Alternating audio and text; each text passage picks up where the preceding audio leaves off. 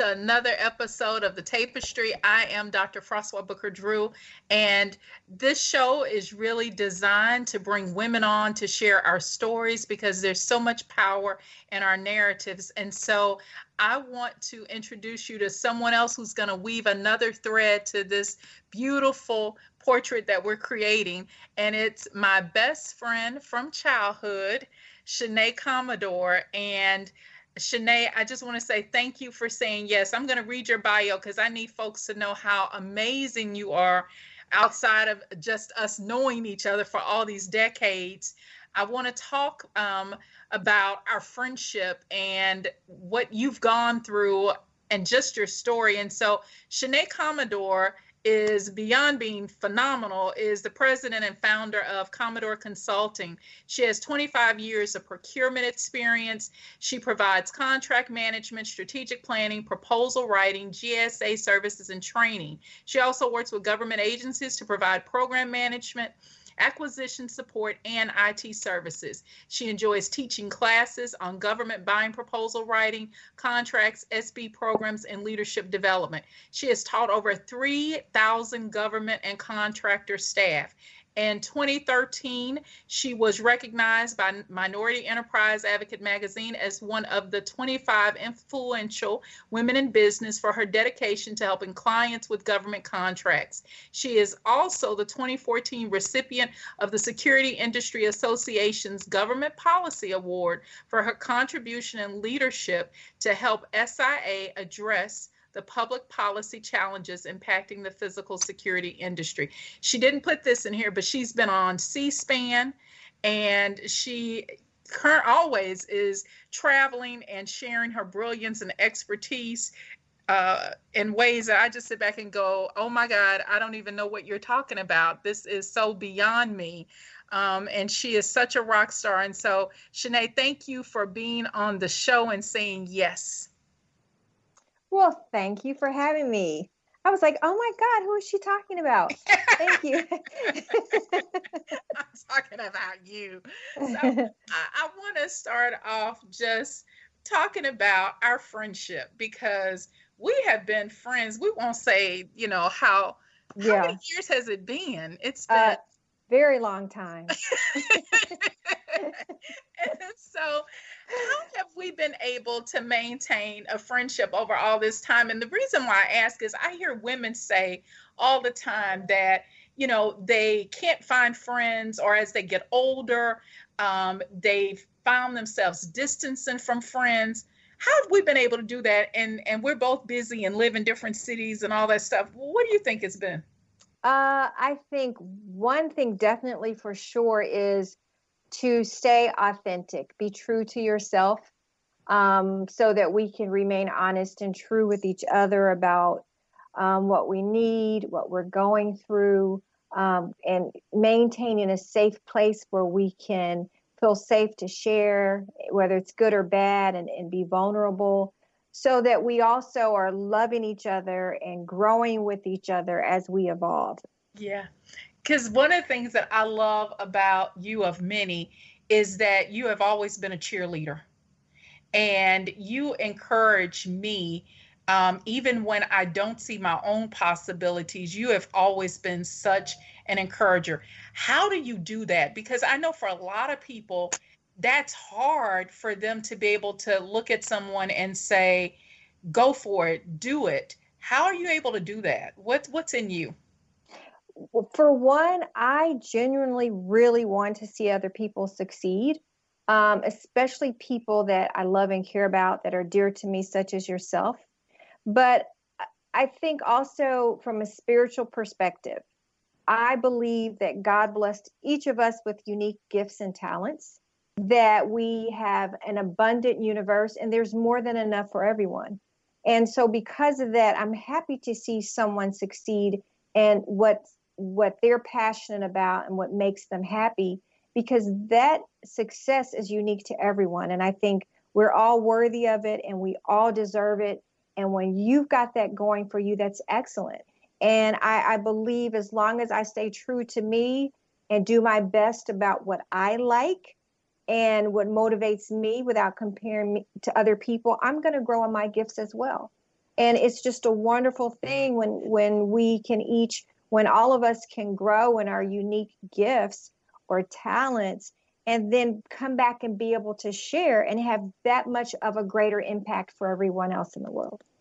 But that takes a lot of confidence to be able to recognize your space in the world and be appreciative of someone else and their space. Where did your confidence come from? And then the second part to that question is, how did you identify your gifts? Because you're in a space that a lot of women do not occupy. So how did you do that? Well, I am really blessed to have some really good parents. When I was growing up, very hyper child, but if I was born today, they'd want to put me on medicine. But I was very, very hyper and active, and my brain was just always going. And my parents never tried to tame that or deny that. They were always very supportive and say, "Oh, that's great. Why don't you try that?" And whenever I was interested in something, they made me learn all I could about it. And they Wow. wouldn't let me quit. They made me so that I could make a true decision on my own. Is this something I like? Is this something I don't like? And then they were always telling me, I remember having lots of conversations with them. It's okay if someone else does it. You're bringing something different to it. If this is something you like, then that's what you do. You're going to get better as you go along. Nobody starts out great. Right. So I think the other part of that was them allowing me the chance to develop it, with also helping me maneuver the fear part of it so that I would remain comfortable in spite of the fear of trying to figure it out. And then once I accomplished something, they were always the biggest cheerleaders. They're like, "Oh, see, you did it. That was great. That was wonderful." So I kept along the same, I kept the same thing, like, "Oh, that's great. That's wonderful." So, taking the time to learn and build my own skills, and then cheering myself and accepting the fact too. I think one of the greatest learning things for me is that sometimes we'll have a goal that we're really passionate about, and we find out about it and we don't like it, some of them. Yeah. And that's very scary. And I think we still have to celebrate, you know what? I did it. I tried. It's okay. Because no matter what we do, there's things that we always learn. There's some skills and knowledge that we always learn that we can transfer into something else, whether it's communication or organization, whatever it is. Those are all vital skills that we can carry with us in every capacity. And so, how did you end up in this space of procurement and IT and doing security? How? Because again, it's not something that women typically end up in. So, how did you do that? It was a beautiful surprise. From being my friend for a while, even though we're aging backwards, um, Yes, ma'am. that I wanted to be a lawyer. People, play dolls. I played a doll that was a lawyer and dressed up. So I was like, I'm going to be a lawyer. I'm going to be a judge. This is everything. So when I was in college, one of the third times I changed my undergrad major, I happened to go into the career office. And at that time, they were still posting the job announcements on the board with a little clip. And I saw a student intern position for the Defense Contract Audit Agency, which is a major audit arm of the government. But it also paid way more than minimum wage. I said, let me try that. I'm all about the money. So, and at that time, I was still thinking I would also take, accounting. Until I realized, no, I don't like numbers that much. But I went to this intern position and I learned how to audit contracts and everything. It helped me realize what I liked and what I didn't like. But it also helped me because later on they had a position, because I was raised in Ohio, at Wright Pat Air Force Base for a financial manager intern in the contracts office at the hospital. And when I started that position, it was going to be just for the summer, but it became such a blessing because it ended up being the entire tenure of my college. So that grew into me doing more with contracts. I went from auditing contracts to making sure that, they were paid based upon what the contract stated, to actually writing contracts and helping award contracts and make bid decisions and identifying the regulations related to that. And because that is such a very unique area, there's over 4,000 different federal government regulations, lots and lots of regulations. Because that is such a unique, niche-oriented perspective, it helped get me into other things because when I then became a consultant, a lot of different companies were asking me to help them with their contracts. And in doing that, that allowed me to learn about a variety of industries. And the industries that I tend to work the most with are, IT, engineering, healthcare, and security. And the reason I got more involved with security is because in that process, I joined a professional organization, the Security Industry Association, SIA, because I feel that whatever you're dedicated to, you need to find a professional network so that you can stay abreast of what's going on, build mutually beneficial relationships so that you can serve, you can mentor, you can learn, you can be mentored too. So when I joined SIA, they asked me to be on the government policy committee, and C is for security products and services. So that's how I got into security.